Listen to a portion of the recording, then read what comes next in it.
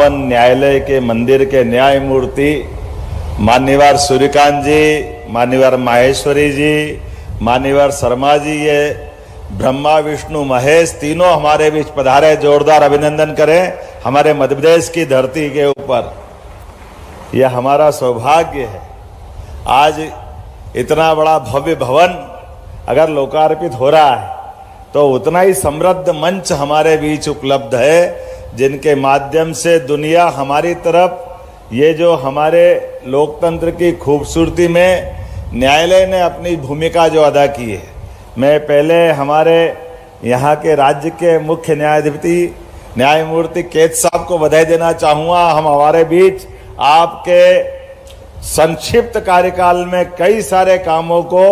तेज गति से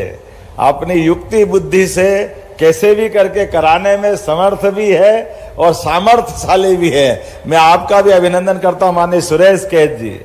हमारे विद्वान न्यायाधीश और प्रशासनिक दृष्टि से जुडिशरी में अपनी अच्छी भूमिका, और मेरे अभिन्न एक तरह से मित्र के नाते से माननीय संजीव सचदेवा जी, आपका भी मैं अभिनंदन करता हूं, स्वागत करता हूं। आज के इस अवसर पर माननीय न्यायमूर्ति संजय द्विवेदी जी, माननीय न्यायमूर्ति विशाल मिश्रा जी, माननीय एडवोकेट जनरल प्रशांत सिंह जी, आप पूरे मंच का अभिनंदन कर दें। और मेरे साथ मंत्रिमंडल में उप मुख्यमंत्री श्रीमान राजेंद्र शुक्ला जी, आपका भी मैं अभिनंदन करता हूं, स्वागत करता हूं। इस मंच के सामने बैठे सभी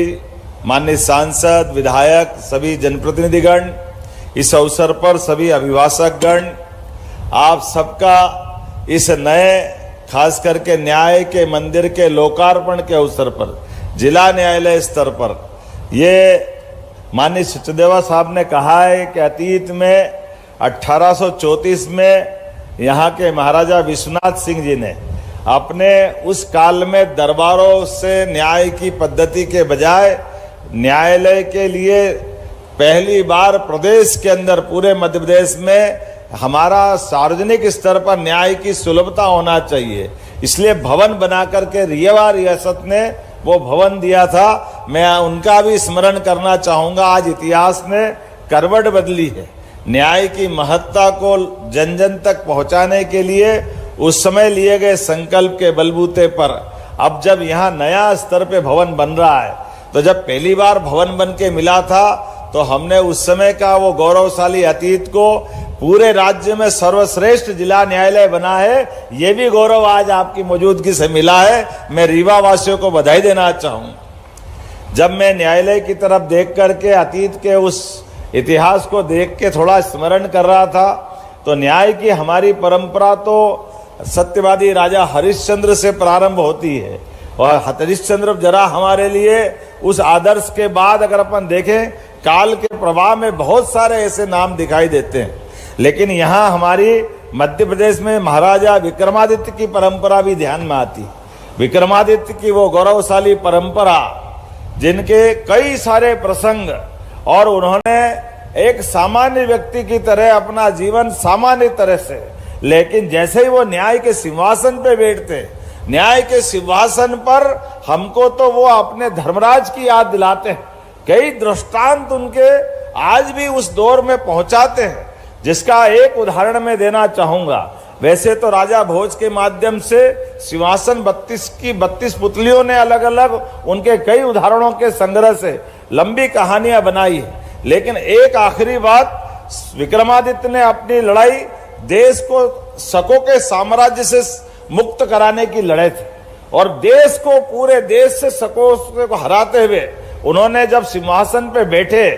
लेकिन ये भी एक प्रसंग उनके जीवन का जुड़ा हुआ है कि शकों की राजकुमारी,